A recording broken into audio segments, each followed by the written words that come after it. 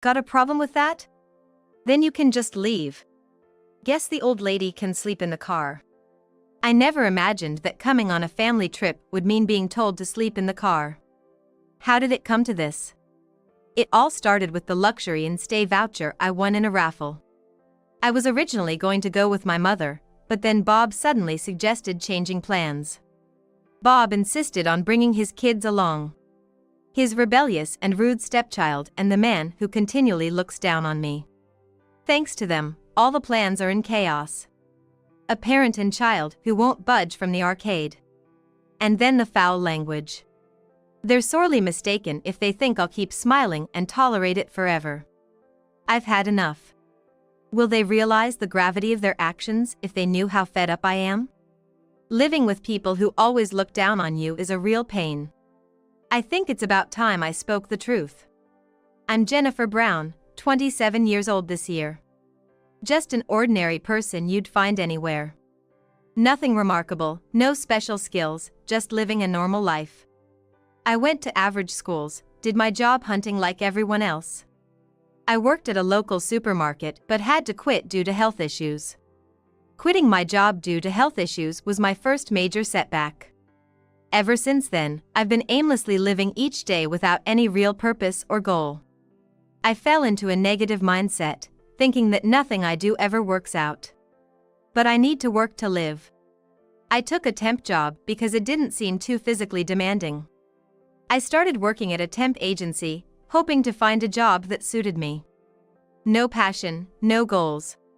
Just working weekdays and resting on weekends. Am I just going to age without doing anything meaningful? Well, that's probably just my life. I avoid standing out or doing anything different due to past experiences of being criticized. From my experience in my previous job, I learned that making even the slightest different move or statement would lead to criticism from all sides. While some people might not find it difficult to be criticized and are strong in the face of adversity, that's not for me. Just being one of the many is fine by me. Despite constantly having these thoughts, there came a turning point in my life. It was a drama starring my favorite actor. I was only watching it because of him, but the protagonist's struggle moved me. Suddenly, I wanted to find something I could be passionate about. Simple reason, but at that point, any reason was good enough. I needed a kickstart. But I hesitated at 25. I was working as an office temp at a big company and didn't want to quit. But like the protagonist in the drama, I wanted to follow my own path. So, I decided to test my feelings and initiative by taking action and quitting the temp agency. Although my departure was regretted at the temp placement, it couldn't be helped. I was driven by the momentum and decided to start working at a cafe, something I always loved. I've always enjoyed baking and brewing coffee, and the thought of having a cafe filled with things I love brought me immense happiness. Feeling like now was the time to go all in, I decided to start working towards opening my own cafe. Despite deciding to take action, I stumbled right from the first step. As a complete beginner in starting a business, I had no idea where to begin. Wish I had someone to guide me. I thought, heading to the local convenience store, and that's when I stumbled upon it. A help wanted sign at a nearby cafe. With a cute bear drinking coffee in the illustration. It was a cafe nearby, but I never entered it alone as it seemed a bit intimidating. It had been featured on TV a few times, managed by a famous barista. Fortunately, they were hiring, so I applied. I shared my love for making coffee and desserts, and my goal to own my own cafe one day, and they were impressed with my enthusiasm and hired me. I later learned that they had many applicants because it was a stylish and delicious cafe, but they were grateful to have chosen me. Working at the cafe as a part-timer, I learned how to make coffee from the manager. At this rate, owning my own cafe might not just be a dream. It was during these happy times that a male customer came to the cafe. Little did I know then that he would later become my husband, Bob. As Bob took off his coat, he glanced at me and smiled. That smile sent a flutter through my heart. Is it okay to order now? Yes, of course. What would you like? I'll have whatever you recommend. Our recommendation? We pride ourselves on our coffee here. I'm practicing for my own cafe, but the coffee made by our manager is exquisite. Then Bob glanced at me and said, "Can I order one more thing?" "Yes, of course. What would you like?" "Oh, let me grab the menu for you." But as I turned to get the menu, he gently held my hand and whispered, "Actually, I'd like a coffee made by you." "A coffee made by me?" "Yeah, I heard you're in training, and I wanted to try it. Is that okay?" "Yes, absolutely. I'd be delighted." This was the start of a strange yet wonderful relationship. While most customers came for the manager's coffee, Bob specifically asked for mine, even though I was still learning. "The aroma of the beans seems a bit different today." "Can you tell?" "Yes, I tried using beans that were roasted for a shorter time." "How do you like it?" "I think it's great. The aroma is fully brought out." "Good job." His advice, sometimes gentle, sometimes strict, made me look forward to the days he visited. Through our conversations over coffee, I learned that Bob was divorced due to a personality clash with his ex-wife, and had a teenage daughter, Emily. I was initially surprised. It was undeniable that I felt a sense of wonder upon learning that he was living with a daughter who was older than I had initially expected, even though I knew he had a child. "Bob, your daughter Emily is quite grown up. I thought girls usually stay with their mothers." "Emily didn't get along with her mother, my ex-wife, so I ended up taking her in." I guessed Bob must be a gentle and understanding father to take in his daughter during such a challenging phase. Considering his financial stability, it wasn't surprising that Bob would take in his daughter if the reason was a personality clash. That's what I came to think. Despite his past and his daughter, I found myself imagining a future with him.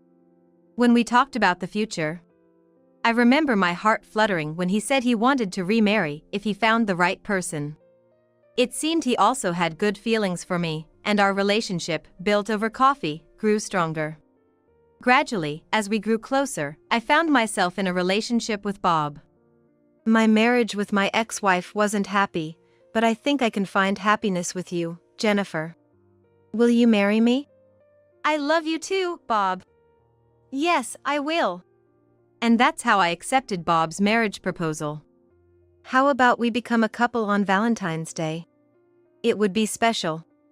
"That sounds wonderful." "I agree. Let's do that." Then Bob flipped through his planner, looking disappointed. "Shoot! I've got an unavoidable work commitment that day, and it's an overnight trip. What should I do?" "We just need to submit the marriage certificate, right? Then, I'll take care of submitting the documents." "Would you?" "I'm sorry to ask." "Of course. I'll keep it safe until Valentine's Day." I was truly happy at that moment. The mere thought of marrying Bob filled me with happiness.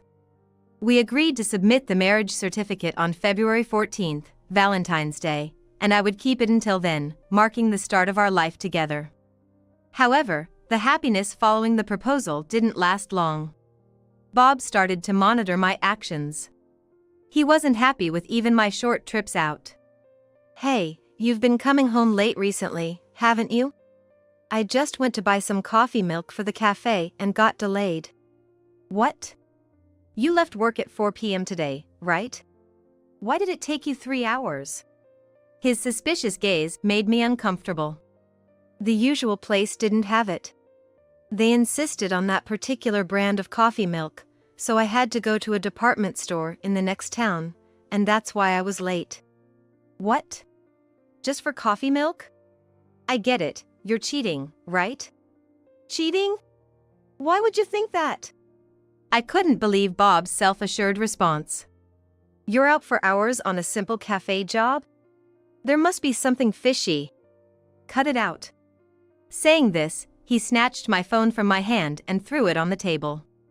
I picked up my phone, which made a dull sound as it hit the table, and hurried out of the room. I never thought he would be someone who would break someone else's belongings so easily. Right after leaving the room, I felt a wave of regret. Maybe I was wrong not to contact him, perhaps he would understand if we talked. With these thoughts, I decided to return home. But when I checked my phone, I saw something unbelievable. Dozens of missed calls and messages. Just looking at the screen was overwhelming. Since that incident, things have been tense between us. It's awkward to continue living under the same roof in this strained atmosphere. More than anything, I felt suffocated and couldn't bear it anymore. While these thoughts troubled me, I went shopping at a nearby supermarket and saw an advertisement. It was their 5th anniversary celebration, and they were offering a raffle depending on the shopping amount. A raffle, maybe it's a good time to test my luck. Amidst the uncomfortable atmosphere at home and my dreams of opening my own cafe, I felt like I needed some guidance, maybe something like a fortune. I immediately decided to try my luck with the raffle. Since I had a lot of things to buy in bulk, I got the chance to participate in the raffle 5 times.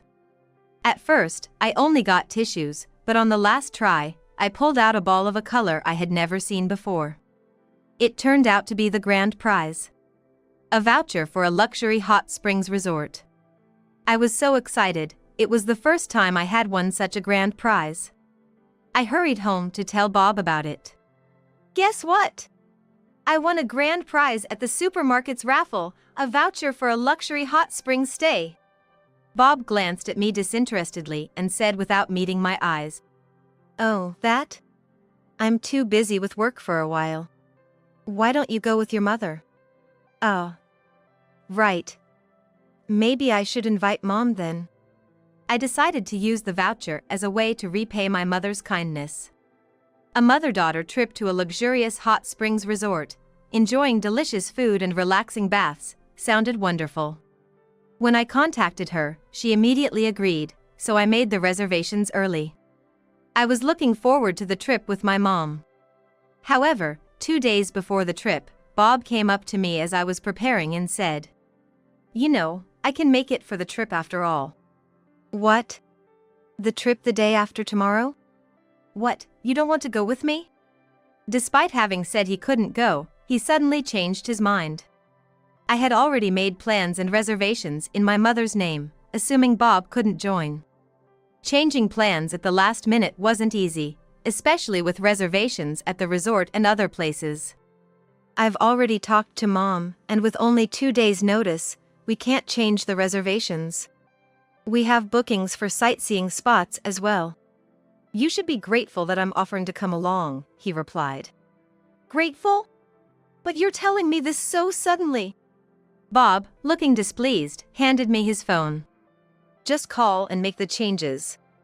It's a simple phone call, do it quickly." Struggling to understand why Bob was being so authoritative after unilaterally changing plans, I knew that if I objected, it would only make his mood worse. "Oh, and Emily will come with us. Isn't it great, planning a family trip?" "But Emily has a practice match for her club that day." "What? She can miss her club for a day or 2. Just call them and let them know." Bob was becoming unmanageable. I had no choice but to comply and started calling the inn and other facilities to inform them of the changes. It was then that Emily, Bob's daughter, came home. Emily didn't seem to have a good opinion of me, only speaking the bare minimum. When she was in a bad mood, she'd glare at me and ignore me, which was a frequent occurrence. Emily was a high school student and at a difficult age, but being ignored like that didn't feel good. Bob, either aware or unaware of the tension between Emily and me, carelessly continued. "Yeah, Emily, you're coming on the family trip too, right?" "Family trip? What's that?" Jennifer won a voucher. "It's a great chance to stay at that luxury inn featured in the guidebook." "You're coming, aren't you?" Bob asked, showing her the website. Emily glanced at the screen with disinterest and muttered, Well, if it's a luxury inn, I guess I could stay there." She dropped her bag with a thud and retreated to her room. "So, that's settled. Make the calls, will you?" Bob said, casually passing the responsibility onto me.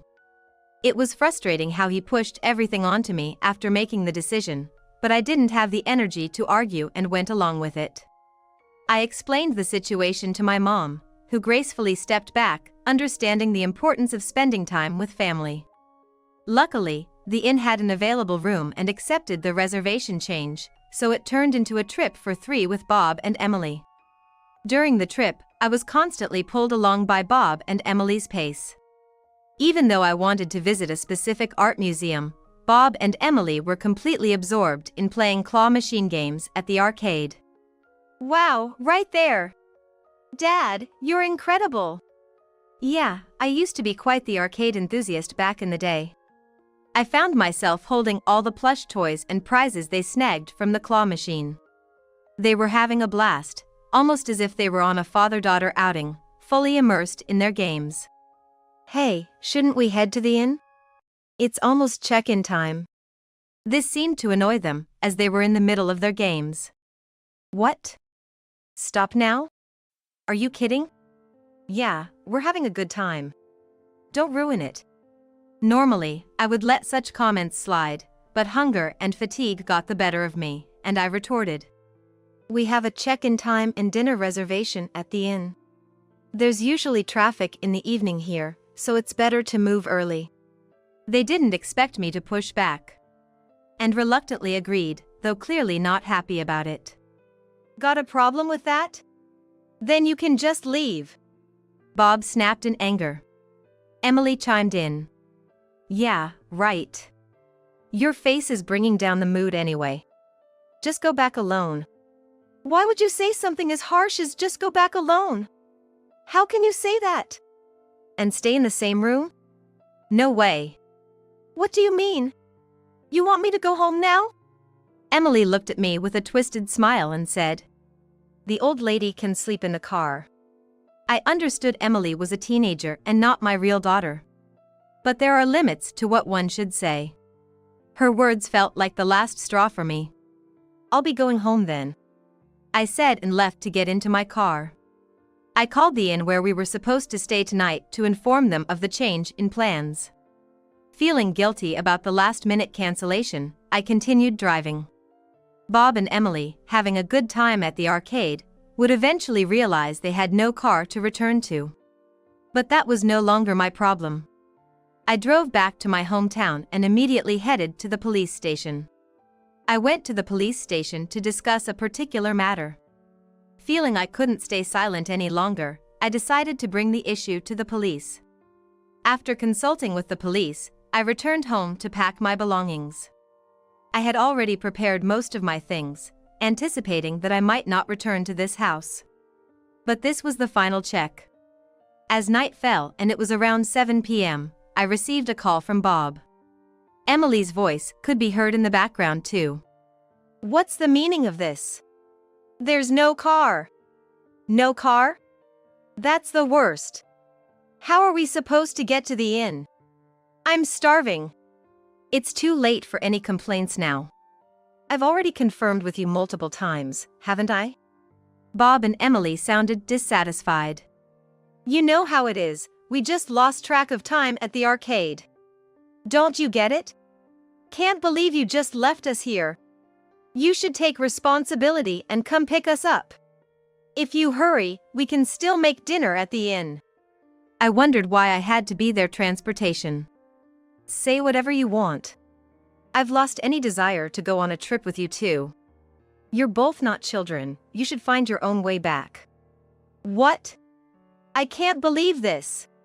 What are you thinking? Well, let's say. I'm just not feeling it anymore. You often say that to me, right? I'm tired of being pushed around by your selfish behavior. I decided to take care of what I needed to. Just catch a bus or a taxi, I'm done. Just wait till I get home. They probably thought catching a bus or taxi would be easy, but they were mistaken. Today was a holiday, and in this rural area, the last buses and trains had already finished their service. In this area, there's only one small taxi company with just 2 cars, and I had already checked that. They likely wouldn't find a taxi available. Because I had arranged for those taxis to take my parents to the hot springs resort. It was a small gesture of recompense for the inconvenience I caused my family due to the sudden change in plans. My mother would leave from home and my father from his workplace to the hot springs, so the taxis would be occupied. Let Bob and Emily wait for a taxi that wouldn't come, that seemed fitting. I decided to live in a weekly rental apartment in the next town. After a while, and about a week after the incident at the luxury inn, I received a call from Bob. Hey, listen. Emily got taken to the police station. I don't know what to do. You're her mother, right? Do you know anything? I felt a sense of relief that the police were finally involved, but I was also pondering what to do next. What should I do? Don't you know what happened? And now you're contacting me, after all the ridicule you've shown me? Emily just keeps saying she doesn't know anything. It's pointless. The police said you might know something. Should I go to the police station with you? Then you'll understand. I didn't want to meet him, but I decided to go to the police station with Bob to make sure they knew what had happened. In the police station waiting room, Emily was sitting on a sofa, looking dejected. I didn't do anything wrong. I just borrowed something from home. Isn't it exaggerated to not forgive your family? Hey, what happened? Tell me.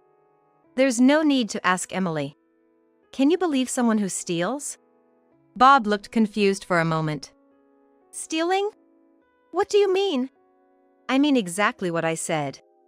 She put my bag, clothes, and other stuff up for sale on a flea market website. I just needed some money to hang out. I was going to return it. I never expected her to use the excuse of just borrowing it. I was thoroughly dismayed by Emily's lack of remorse at this point. Did she really think such an excuse would be acceptable? Return it? I didn't know anything about it. Do you think that's an excuse? But Emily was fumbling for words, looking at the floor. All this time, you've ignored me, looked down on me, and now you act like this because you're in trouble? I just wanted the same bag as the model in the magazine. Isn't it okay since we're family? What's mine is also yours, right? I couldn't find words for Emily, who kept making excuses without any sign of remorse. Well, I guess teenage girls have their wants. I understand. Bob was trying to smooth over the situation, which was almost comical. Despite his previous indifference to family troubles and problems, it seemed Bob had finally woken up now that it had escalated to police involvement. How can you justify stealing and selling someone else's belongings? I question your morals as a human being. My patience was wearing thin with Emily, who refused to acknowledge her wrongdoing until the very end. How do you justify stealing from others? What about the branded bag you bought with the money from selling those stolen items? I approached Emily with controlled emotions, careful not to let my pent-up feelings explode. But she lashed out in response. It's been a bad habit of hers, getting defensive and angry when put in the wrong. When she does this, it seems she becomes blind to everything around her. What? So I'm the only one to blame? It's your fault for keeping your things so openly. And going to the police is just ridiculous. So, you're saying it's wrong for me to report to the police? Emily replied with a triumphant look. Yes. And family matters can't be intervened by the police. I read that online. So, I'm not in the wrong. I felt a certain absurdity in her confidence. At that moment, Bob interjected. This is a family matter, right? You don't want to blow this out of proportion, do you? Can't we just drop it? Bob started to defend Emily.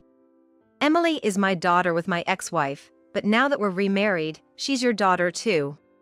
Doesn't it hurt you to see your daughter cry? Well, that would be the case if we were remarried. Bob looked shocked. What do you mean if we were remarried? I mean just that. If we had remarried, Emily would be my daughter. So, she is your daughter, right? Seeing his confusion, I decided to enlighten him. I called off the marriage because I had doubts about marrying you. Doubts? Why? Weren't you happy to marry me? What are you saying? Is there any happiness in marrying you? I firmly told Bob. So, we're not married, and Emily is not my daughter. Bob probably never expected me to confront him like this. He looked shocked, but I didn't let that stop me and continued. I was holding the marriage certificate, but your attitude changed completely once we decided to marry. That's because I was comfortable with you. So, being comfortable means you can say or do anything? I thought being open with my family was necessary. I decided it was now or never to confront him. I can't keep up with you and Emily's whims. I've felt this way for a long time. Don't say that, forgive me, for my sake. For your sake? You and Emily have continually treated me terribly. You knew I wouldn't say anything. Bob and Emily were silent at my words. How can you steal and sell someone's belongings and act like it's nothing? Just because we're family, it's not a crime? Don't joke. My words finally made them realize the seriousness of the situation. They had nothing more to say. I might as well tell you now, your boss at work knows about what you did to me. He's a regular customer, though he visits at different times from you. What? How far will you go to snitch? That's unbelievable. Unbelievable? I've also spoken to Emily's school counselor. Wonder what they'll say. Hearing this, both of them stood there, pale-faced. I had nothing more to do at the police station, so I left.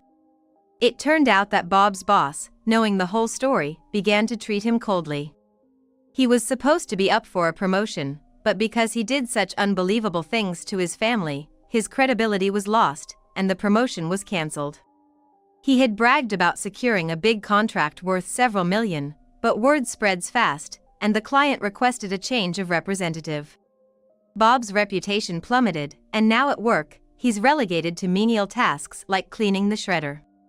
He complained bitterly that whenever he tries to do any real work, he's stopped as if being told not to bother, but who would trust someone unreliable? Emily's act of stealing my belongings and listing them on a flea market website became known at her school, and her guaranteed recommendation for advanced studies was revoked. One day, while I was at work, Emily visited the cafe. As soon as she entered and saw me, she confronted me. Because of you, I might have missed my chance at advancement without needing to study. What are you going to do about ruining my life? What am I going to do? That should be my line. Remember, actions have consequences, good and bad. Enough with the lectures. Just take responsibility. Emily grabbed a glass and raised it threateningly. I grabbed her hand to stop her. Don't show up in front of me anymore. If you damage my special place, you'll be dealing with the police again. She left the cafe, looking frustrated. Since then, I've regained my peaceful days. While training at the cafe, I also worked on preparing to open my own shop. I'm enjoying every moment as my dream takes shape. Something I couldn't have imagined in my previous self. I've secured a perfect spot for my cafe in a residential area a little away from the station. My long-held dream is about to become a reality. The excitement of realizing my dream soon is thrilling. If I had continued to ignore things and married him, I would never have experienced these feelings. I'm genuinely glad I followed my honest feelings back then.